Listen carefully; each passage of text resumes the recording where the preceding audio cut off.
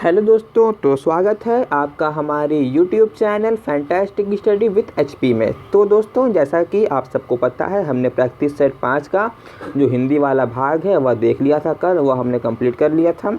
तो आज हम दोस्तों आज के वीडियो में देखेंगे हमारा सामान्य ज्ञान वाला भाग। तो चलिए बिना समय को बर्बाद करते हुए अपना वीडियो हम आज का शुरू करते हैं। तो यहाँ पर हमारा आप देख सकते हैं पहला प्रश्न है और प्रैक्टिस सेट के हिसाब से हमारा यहाँ पर 101 नंबर का प्रश्न है। तो सिंधु सभ्यता निम्नलिखित में से किस युग के अंतर्गत आती है? तो सिंधु सभ्यता दोस्तों आती है हमारी आद्य ऐतिहासिक काल के अंतर्गत। तो अगले प्रश्न की तरफ बढ़ते हैं। तो किस शासक वंश ने मंदिरों एवं ब्राह्मणों को सबसे अधिक ग्राम अनुदान में दिए? तो वह शासक था दोस्तों गुप्त वंश, जिसने सबसे ज़्यादा दान में दिए ब्राह्मणों को ग्राम। तो 103 नंबर का प्रश्न देख लेते हैं। डीएनए अंगुली छाप फिंगरप्रिंटिंग तकनीक का उपयोग किसके संसूचन के लिए किया जाता है दोस्तों? तो इसका उपयोग किया जाता है विवादित जनकता के लिए। तो अगला प्रश्न है दोस्तों, कौन सा देश सार्क का देश नहीं है? तो सार्क का देश दोस्तों हमारा नहीं है म्यांमार। तो अब हमारा दोस्तों अगला प्रश्न है 105 नंबर का प्रश्न। तो किस काल में अछूत की अवधारणा स्पष्ट रूप से उद्धृत है? तो अछूत की जो अवधारणा है दोस्तों वह धर्मशास्त्रों के समय उद्धृत है। तो 106 नंबर का प्रश्न अब हम देख लेते हैं। तो 1857 ईस्वी का विद्रोह मुख्यतः किस कारण से असफल रहा? तो यह जो विद्रोह था दोस्तों, इसका जो असफल होने का कारण था वह हमारा बी वाला ऑप्शन बिल्कुल सही हो जाएगा। किसी सामान्य योजना और केंद्रीय संगठन की दोस्तों इसमें कमी हमारी देखी जा सकती है। तो अब दोस्तों 107 नंबर का प्रश्न है। होम रूल आंदोलन भारत के स्वतंत्रता संग्राम के एक नए चरण के आरंभ का द्योतक था क्योंकि दोस्तों अगर इसके आंसर की बात करें तो ए ऑप्शन सही हो जाएगा। इसने देश के सामने स्वशासन की एक ठोस योजना रखी थी। तो 108 नंबर का प्रश्न देख लेते हैं। तो हमारा यहाँ पर आप देख सकते हैं 108 नंबर का प्रश्न निकल करके आता है कि भारत की सर्वाधिक वर्षा मुख्यतः प्राप्त होती है दोस्तों। तो भारत की जो सर्वाधिक वर्षा है वह हमारे दक्षिण पूर्वी मानसून में प्राप्त होती है। तो चलिए दोस्तों अब हम पहुंच चुके हैं अपने 109 नंबर के प्रश्न पे। तो आइए देख लेते हैं। तो हिंद महासागर और लाल सागर को कौन सी जल संधि दोस्तों जोड़ती है? तो हिंद महासागर और लाल सागर को अगर हम देखें तो बाब अल मंदेब जो हमारी जल संधि है यह जोड़ती है। तो अगला प्रश्न देख लेते हैं दोस्तों 110 नंबर का। महाद्वीप अलग कैसे हुए? तो महाद्वीप दोस्तों विवर्तनिक जो क्रिया हुई थी उससे हमारे महाद्वीप क्या हुए थे? अलग हो गए थे। तो आइए 111 नंबर का प्रश्न अब हम देख लेते हैं। तो अमेरिकी राष्ट्रपति के निर्वाचन हेतु गठित निर्वाचन मंडल के सदस्य होते हैं दोस्तों कौन? तो सदस्य होते हैं दोस्तों ना ही तो अमेरिकी कांग्रेस के सदस्य होते हैं, ना ही तो प्रतिनिधि सभा के सदस्य होते हैं, ना ही तो सीनेट के सदस्य होते हैं। तो इसका आंसर हमारा हो जाएगा दोस्तों डी वाला ऑप्शन, इनमें से कोई नहीं। तो चलिए यह 111 नंबर का प्रश्न है, थोड़ा इसको हम डिटेल में समझ लेते हैं। तो अगर हम देखें तो जो अमेरिकी राष्ट्रपति होता है दोस्तों वह सीधे जनता द्वारा नहीं चुना जाता। इसके लिए जो निर्वाचन होता है निर्वाचक मतों का प्रयोग किया जाता है और प्रत्येक राज्य में जो निर्वाचन योग होता है वह जो प्रत्येक राज्य में निर्वाचक मत जो होता है वह निर्वाचक योग के बराबर होता है जो राज्य के सीनेटर सदैव 2 तथा प्रतिनिधियों के योग के बराबर होता है। और प्रत्येक राज्य के प्रतिनिधियों की संख्या दोस्तों उस राज्य की जनसंख्या से निर्धारित होती है। और कुल 538 निर्वाचक मत हैं। कैलिफोर्निया में सर्वाधिक संख्या में निर्वाचक मत हैं दोस्तों। राष्ट्रपति बनने के लिए 270 निर्वाचक मतों की आवश्यकता होती है। तो चलिए 112 नंबर का प्रश्न अब हम देख लेते हैं। तो निम्नलिखित में से किस राज्य में नगरीय घनत्व सर्वाधिक है दोस्तों? तो नगरीय घनत्व दोस्तों अगर हम देखें सर्वाधिक है तो हमारा पश्चिम बंगाल में। इसमें जो नगरीय घनत्व है दोस्तों 2011 की जनगणना के अनुसार मैं आपको बताऊंगा। तो जो पश्चिम बंगाल का नगरीय जनघनत्व है वह है हमारा 5683। तमिलनाडु की बात करें, तमिलनाडु का जो हमारा नगरीय घनत्व है वह है 2561। पंजाब को अगर हम देखें तो पंजाब का हमारा है दोस्तों 4136। महाराष्ट्र का अगर हम देखें तो महाराष्ट्र का है हमारा 5594। आइए अगला प्रश्न देख लेते हैं 113 नंबर का। तकला मकान मरुस्थल किस देश में स्थित है? तो यह जो मरुस्थल है दोस्तों यह अगर हम देखें तो हमारा चीन देश में स्थित है। आइए अगला प्रश्न देख लेते हैं 114 नंबर का। वह कौन सी सभा है जिसका अध्यक्ष उस सदन का सदस्य नहीं होता है? तो इसमें पूछ रहा है दोस्तों कौन सी सभा है जिसका अध्यक्ष अगर हम देखें तो उस सदन का सदस्य नहीं होता है। तो ऐसी हमारी जो सभा है दोस्तों उसका नाम है राज्यसभा। इसका जो अध्यक्ष होता है वह राज्यसभा का सदस्य नहीं होता है। 115 नंबर के प्रश्न पर पहुंच चुके हैं। तो स्वचालित इंजनों में कौन सा हिम निरोधी के रूप में प्रयुक्त होता है दोस्तों? तो अगर हम देखें तो इसका हमारा आंसर हो जाएगा सी ऑप्शन, एथिलीन ग्लाइकॉल। तो 116 नंबर का प्रश्न अब हम देख लेते हैं दोस्तों। तो भारतीय संविधान में अनुच्छेद 370 का संबंध किससे है दोस्तों? तो इसका संबंध है जम्मू एवं कश्मीर राज्य से, जो कि 370 अब हट चुका है इस राज्य से। 117 नंबर के प्रश्न पर पहुंच चुके हैं। तो किस संशोधन से समाजवाद, धर्मनिरपेक्षता और राष्ट्रीय एकता एवं अखंडता शब्द भारतीय संविधान में जोड़े गए थे? तो यह जो दोस्तों संशोधन था अगर हम देखें तो यह 42वां संशोधन था हमारा संविधान का। तो राष्ट्रपति 5 वर्ष तक अपने पद पर रहता है दोस्तों।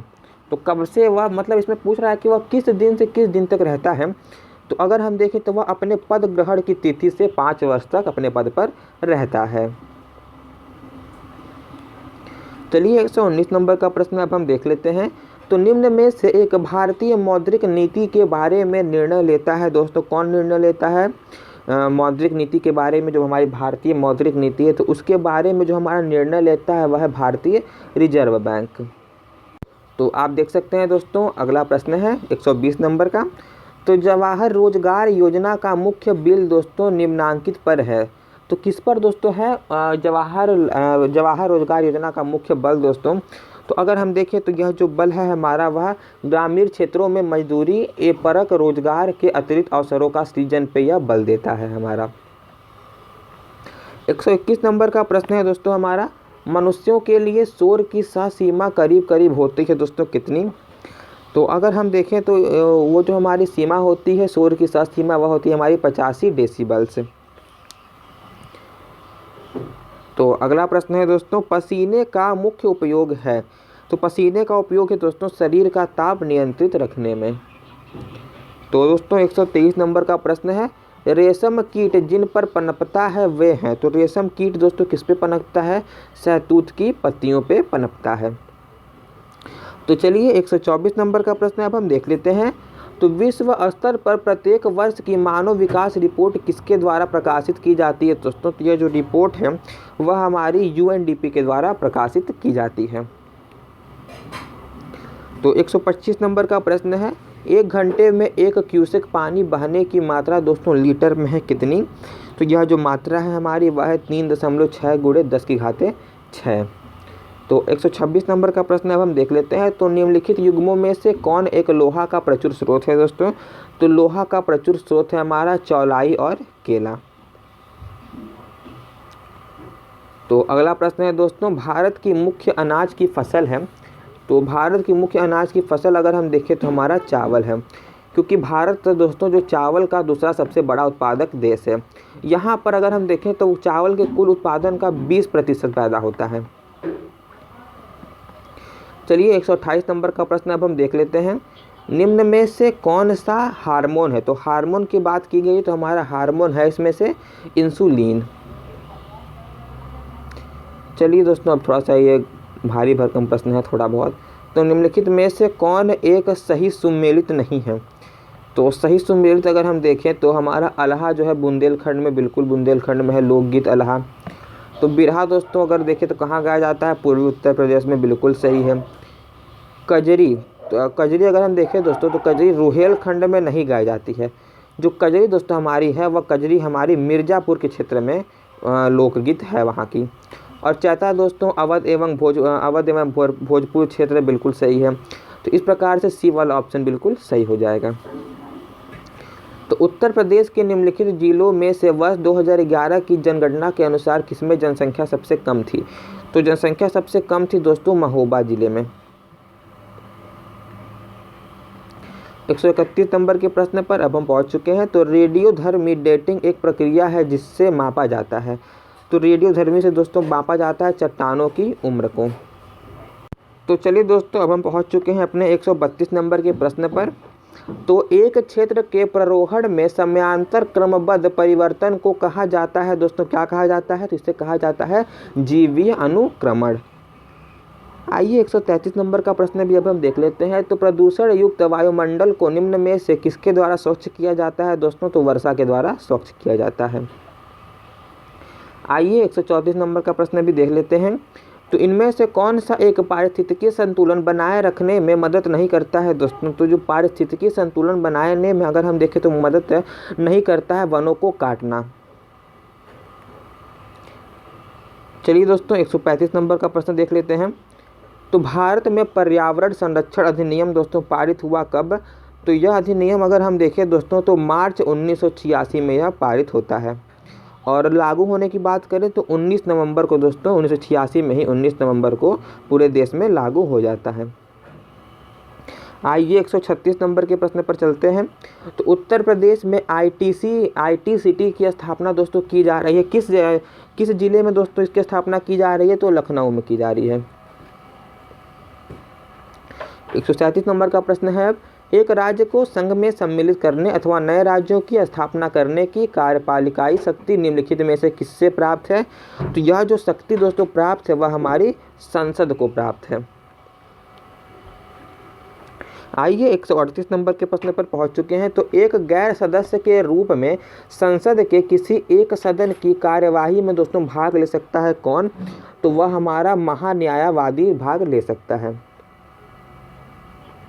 चलिए अगला प्रश्न है, जी शिखर में सम्मिलित है। इसमें हमें देश का नाम बताना कौन कौन G7 शिखर में सम्मिलित हैं। तो आइए देख लेते हैं। तो अगर हम बात करें इस प्रश्न का तो हमारा जो डी वाला ऑप्शन है बिल्कुल सही हो जाएगा। संयुक्त राष्ट्र America, Canada, Britain, France, Germany, पश्चिमी जर्मनी, इटली और जापान, यह बिल्कुल राइट आंसर इस प्रश्न का है हमारा। चलिए दोस्तों 140 नंबर के प्रश्न पर पहुँच चुके हैं हम।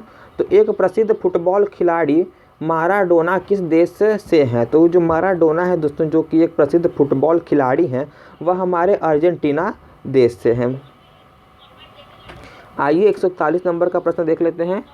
तो वह कौन सा राज्य उत्तर पूर्वी राज्यों की 7 बहनों का भाग नहीं है? तो हमारा पश्चिम बंगाल जो है दोस्तों इसका भाग नहीं है। चलिए दोस्तों 142 नंबर के प्रश्न पर पहुंच चुके हैं। तो कौन से प्रसिद्ध भारतीय गुरुदेव के नाम से जाने जाते थे? तो गुरुदेव के नाम से हमारे रविंद्रनाथ टैगोर जाने जाते थे, जिन्होंने हमारे राष्ट्रगान की रचना की है। तो हाल ही में किस राज्य ने उर्दू को अपनी द्वितीय राजभाषा घोषित किया? तो उर्दू को अपनी द्वितीय राजभाषा दोस्तों क्या लिखा है, अपनी द्वितीय राजभाषा घोषित किया दोस्तों? तो किसने घोषित किया? हमारे तेलंगाना ने। तो दोस्तों 144 नंबर का प्रश्न है, निम्नलिखित में से कौन सी सभ्यता नील नदी के तट पर पनपी? तो नील नदी के तट पर अगर हम देखें तो मिस्र की सभ्यता पनपी। तो अगला प्रश्न है दोस्तों, डूरंड ट्रॉफी किस खेल के साथ जुड़ी है? तो डूरंड ट्रॉफी जो है दोस्तों वह हमारी जुड़ी है फुटबॉल खेल के साथ। तो भारत छोड़ो किसकी प्रतिक्रिया में प्रारंभ किया गया? तो भारत छोड़ो जो हमारा है वह क्रिप्स प्रस्ताव की प्रतिक्रिया में किया गया। तो गांधी इरविन समझौते के बारे में निम्नलिखित में से कौन सा एक कथन सही नहीं है? तो गांधी इरविन जो समझौता दोस्तों अगर हम देखें तो यह जो समझौता है हमारा यह 5 मार्च 1931 को गांधी और इरविन के मध्य हुआ था। तो अगर हम देखें दोस्तों तो कौन सा कथन इसमें से सही नहीं पूछ रहा है? तो इसमें से सही नहीं है हमारा समस्त अधिग्रहित जमीनें मूल स्वामियों को वापस लौटाई जानी थी, यह कथन गलत है। 148 नंबर के प्रश्न पर पहुंच चुके हैं। तो वर्ष 2017 के लिए सर्वाधिक फिल्म अनुकूल राज्य दोस्तों चुना गया है किसे? तो यह राज्य दोस्तों चुना गया है मध्य प्रदेश को। तो अगला प्रश्न है दोस्तों 149 नंबर के प्रश्न पर पहुंच चुके हैं, हमारा आखिरी से दूसरा प्रश्न है। तो अप्रैल 2018 को भारत में परिचालित पेमेंट बैंकों की संख्या कितनी थी दोस्तों? तो अप्रैल 2018 में जो अगर हम देखें तो भारत में परिचालित पेमेंट बैंकों की संख्या को अगर हम देखें तो वह थी हमारी 6 बैंक। तो चलिए दोस्तों पहुंच चुके हैं अपने आज के वीडियो के आखिरी प्रश्न पर। तो देख लेते हैं 21वें राष्ट्रमंडल खेल में स्वर्ण पदक जीतने वाली श्रेयसी सिंह किस खेल से संबंधित हैं? तो यह दोस्तों श्रेयसी सिंह जो है हमारे वह 23वें राष्ट्रमंडल खेलों में महिलाओं की डबल ट्रैप निशानेबाजी स्पर्धा से संबंधित हैं और इसमें इन्होंने स्वर्ण पदक भी जीता। क्या जीता दोस्तों? स्वर्ण पदक। स्वर्ण पदक भी जीता, किसमें, 23वें राष्ट्रमंडल खेल में। तो दोस्तों आशा करता हूँ आपको आज का वीडियो हमारा अच्छा लगा होगा। तो मिलते हैं ऐसे ही एक अन्य वीडियो के साथ, जो कि हमारा प्रैक्टिस सेट 6 होगा। तो अगर आपको हमारा वीडियो अच्छा लगे तो हमारे चैनल को लाइक करें, सब्सक्राइब करें और शेयर करना ना भूलें। तब तक के लिए धन्यवाद।